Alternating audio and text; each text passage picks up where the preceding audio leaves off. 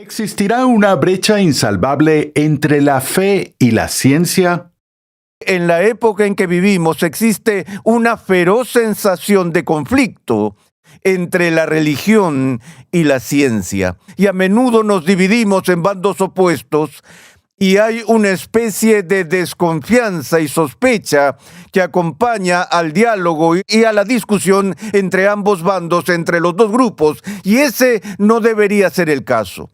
Hoy, en Renovando tu Mente, salvando los fenómenos.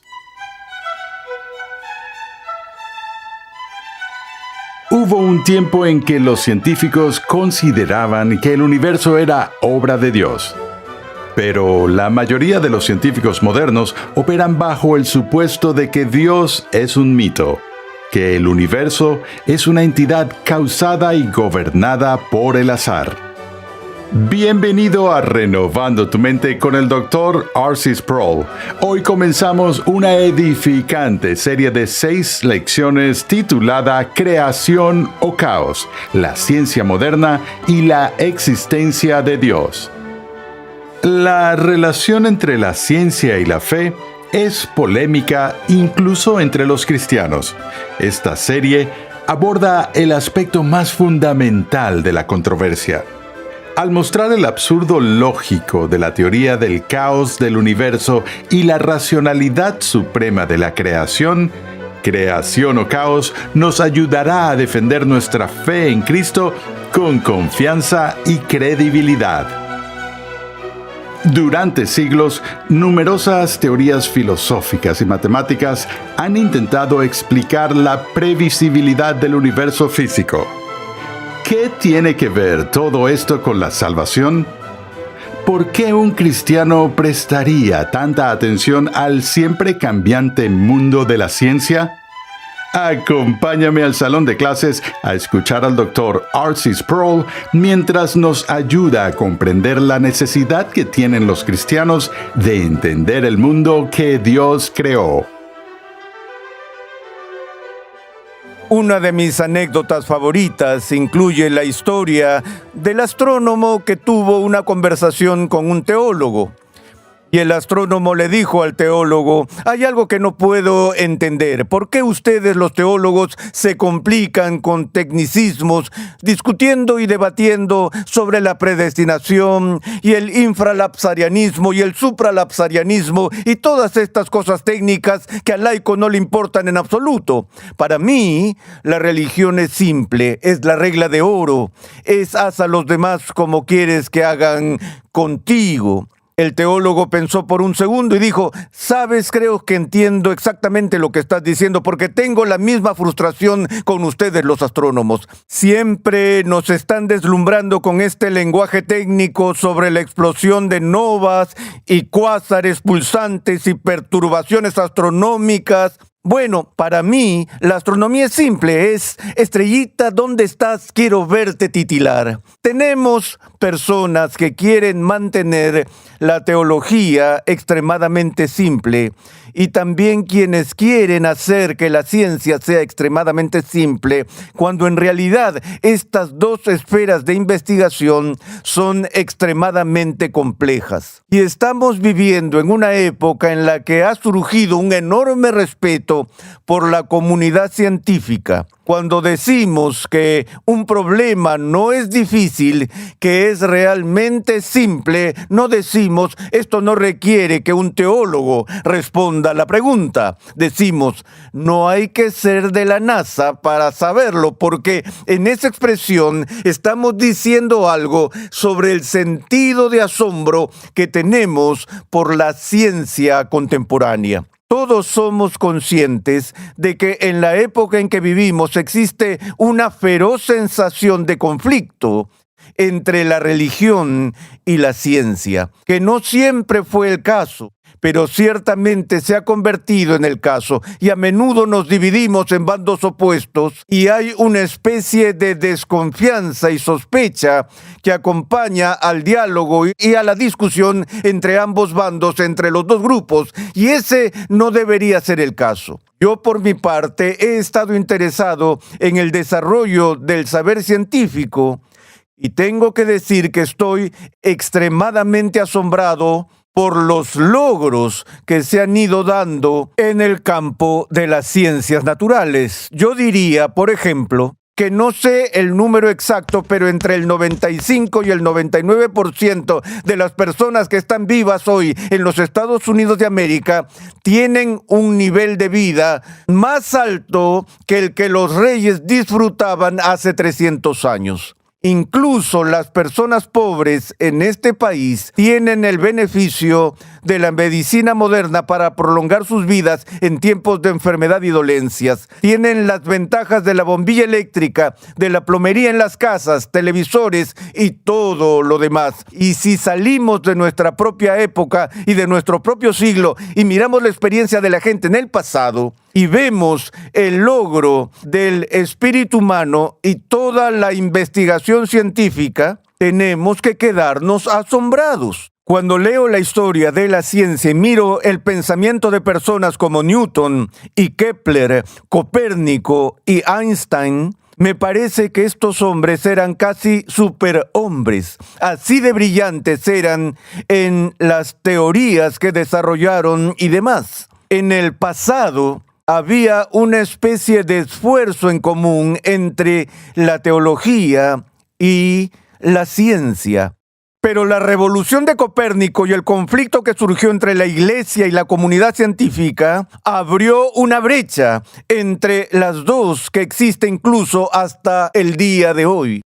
Pero una de las cosas que quiero que veamos en esta serie son las formas en que las ciencias naturales y la teología convergen y tienen intereses comunes y objetivos comunes y pueden ser socios en una empresa común. Hay muchas cosas que la ciencia y la teología tienen en común. Y para comenzar hoy, quiero ver un par de estas cosas que son muy importantes en términos de cosas en común. Y la primera es esta, que tanto la teología como la ciencia están interesadas en la salvación. Eso puede tomarte por sorpresa, considerar el interés de la ciencia en la salvación.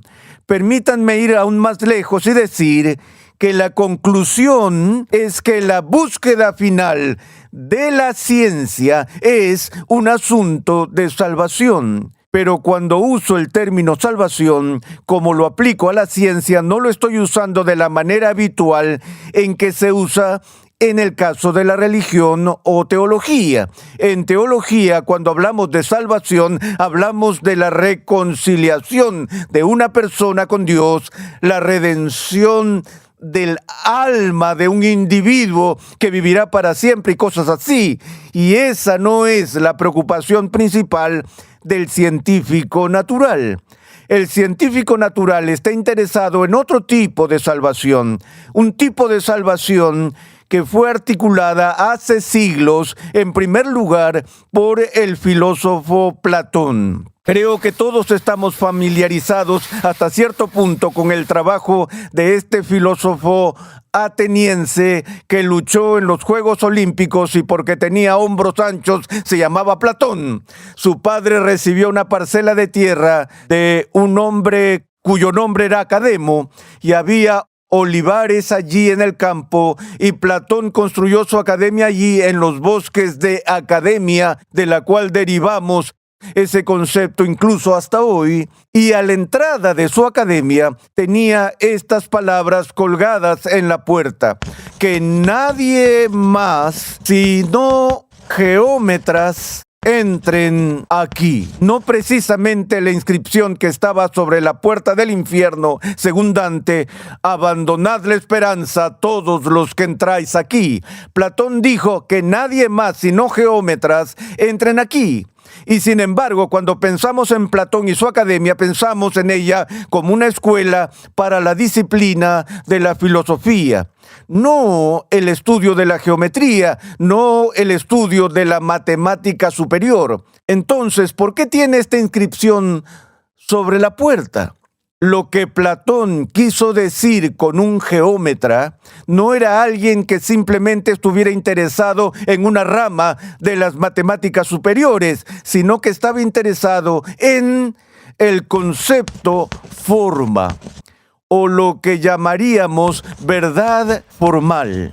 Como filósofo, estaba interesado en esos conceptos, esas ideas que de alguna manera darían sentido a todos los elementos dispares del mundo material que encontramos todos los días.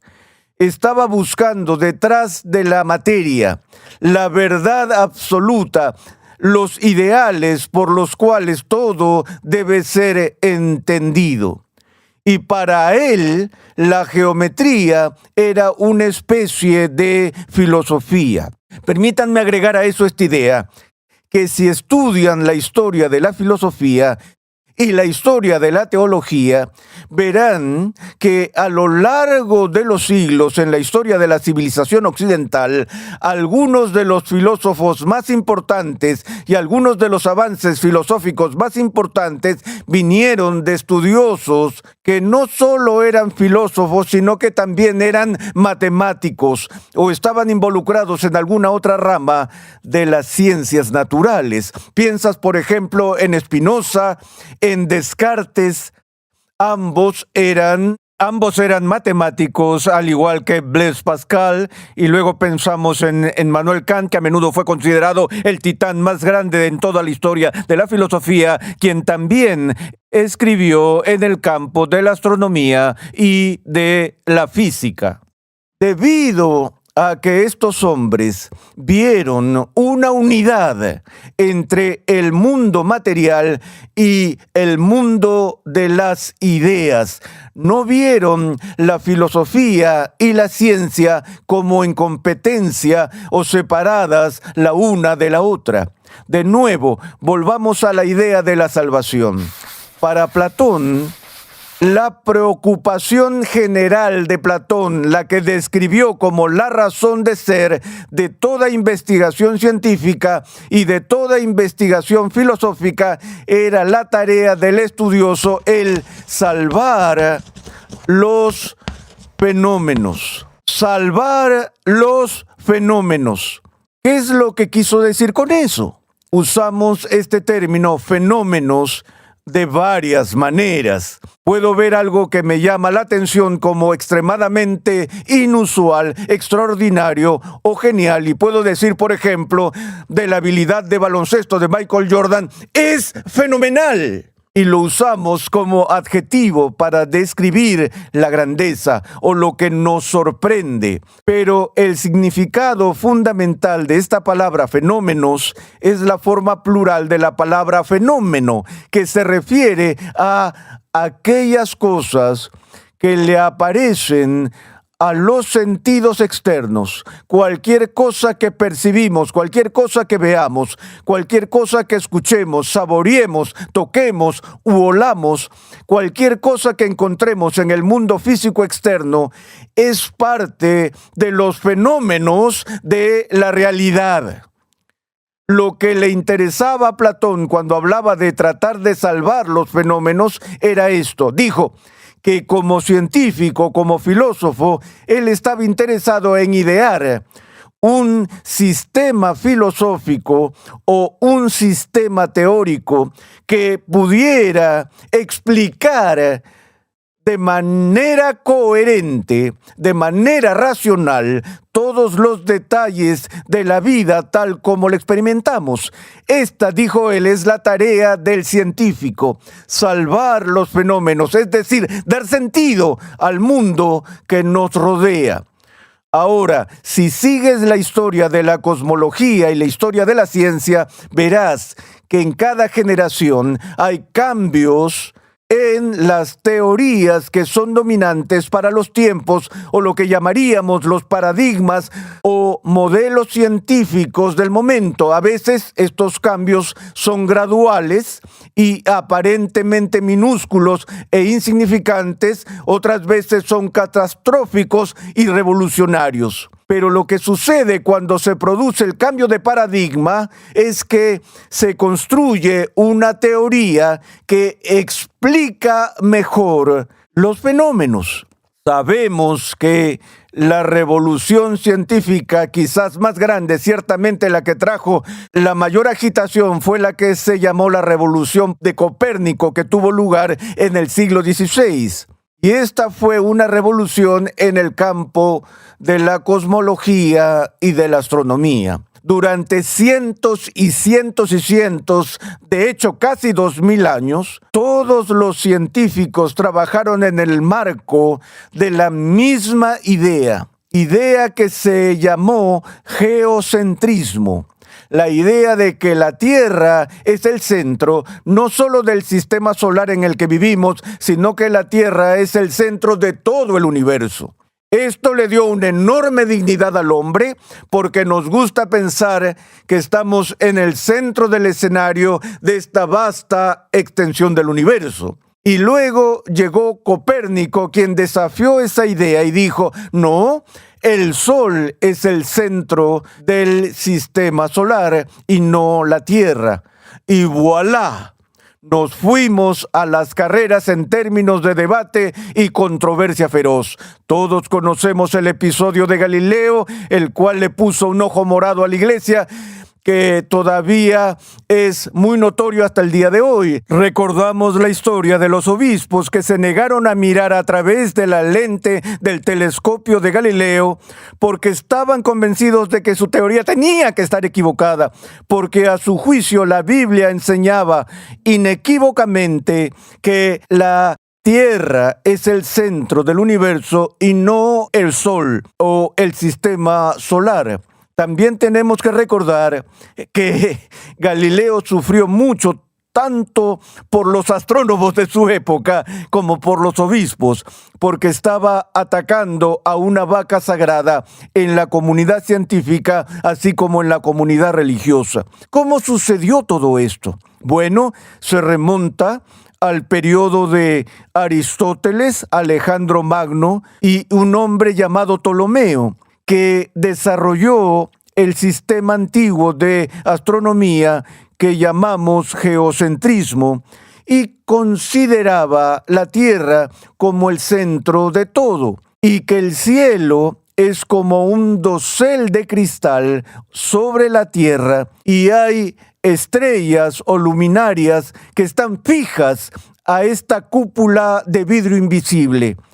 Tienen algo de movimiento, pero es regular y predecible porque están en estas esferas circulares que están interconectadas. El gran problema, por supuesto, que tenía Ptolomeo era con las errantes, las estrellas viajeras, que se llamaron planetas porque la palabra planeta significaba viajero. Y con el fin de explicar las andanzas de las estrellas, tuvo que construir un complejo sistema extremadamente intrincado de esferas cristalinas que se superponían entre sí a fin de salvar los fenómenos. Para poder predecir con gran precisión los movimientos de los cuerpos celestes, que no se trataba simplemente de mera curiosidad académica, sino que era literalmente un asunto de vida o muerte, porque la manera en que las estrellas eran leídas determinaba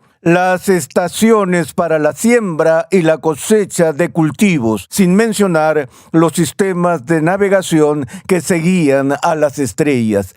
Y así se le ocurrió este sistema matemáticamente complejo por el cual se podían predecir los eclipses, se podían predecir las fases de la luna y demás. Y funcionó durante cientos y cientos y cientos de años. Su sistema salvó los fenómenos. Luego vino Copérnico y él desafía esto y dice, no, el Sol es el centro del sistema solar. Una de las ironías de la historia está en el primer sistema que desarrolló Copérnico. No funcionó tan bien como el sistema de Ptolomeo. Era menos complicado, era más simple matemáticamente, pero no tan preciso en términos de predicción. Tuvo algunos ajustes muy importantes más tarde por Kepler, quien resolvió el problema del movimiento retrógrado con Marte y con el problema de las trayectorias orbitales de los planetas mostrando que eran elípticas en lugar de perfectamente circulares y cosas así. Pero el punto es que este sistema perduró no simplemente por prejuicios durante tantos siglos, sino que perduró porque funcionó. Salvó los fenómenos de una manera práctica. Ahora, lo que sucede es que a medida que aprendemos más sobre el mundo que nos rodea, tenemos pequeños detalles, elementos particulares que llegamos a conocer y no encajan en nuestro sistema, no se ajustan al paradigma. ¿Y cómo los llamamos? Los llamamos anomalías. Las anomalías son fragmentos de datos de fenómenos que no se ajustan al sistema de pensamiento actual. Y si se vuelven lo suficientemente irritantes y molestos, comienzan a provocar preguntas sobre toda la estructura. Y así es como las estructuras tienden a cambiar. Si obtienes suficientes anomalías, entonces la gente comienza a desafiar las suposiciones de sistemas anteriores y paradigmas anteriores hasta que aparece algún pensador creativo y se le ocurre una nueva teoría. Estas teorías de hoy tienden a cambiar con una rapidez casi caleidoscópica, en parte debido a la explosión de conocimiento que estamos atravesando hoy. Cuando miro hacia atrás a los libros de física de la escuela secundaria que tuve que leer como estudiante del último año en la escuela, y miro algunas de las teorías establecidas que se registran allí, nos divierte porque ya nadie sostiene esas teorías. Pero de cualquier modo compartimos una búsqueda común aquí. Una búsqueda de salvación, una búsqueda de dar sentido al mundo en el cual vivimos. La segunda cosa que quiero mencionar de pasada, que tenemos en común, es que ambos estamos estudiando la esfera de la naturaleza. Y la teología histórica enseña que Dios se revela no solo en la Biblia, sino que también hay lo que llamamos una revelación general, una revelación que Dios hace de sí mismo a través de la naturaleza.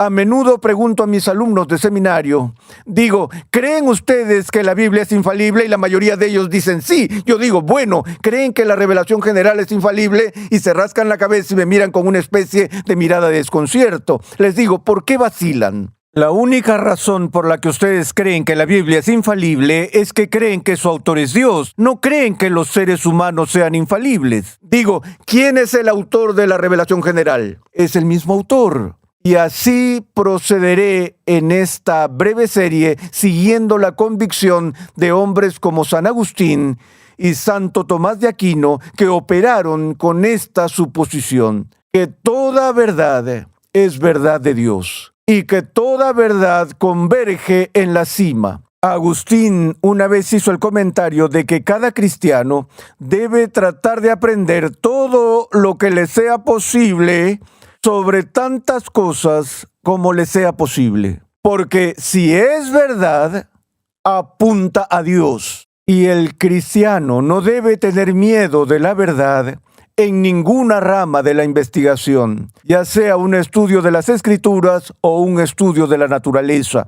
Ambas son esferas de revelación de Dios, por lo que el quehacer científico puede ser y ha sido una y otra vez un enorme beneficio, una enorme bendición para la Iglesia. Ha habido momentos en que los descubrimientos de la ciencia han corregido la teología de la Iglesia y han avergonzado a la Iglesia. Hay momentos en que la teología es un correctivo sobre la ciencia. Ni el científico ni el teólogo son infalibles. Ambos debemos ser humildes ante los fenómenos.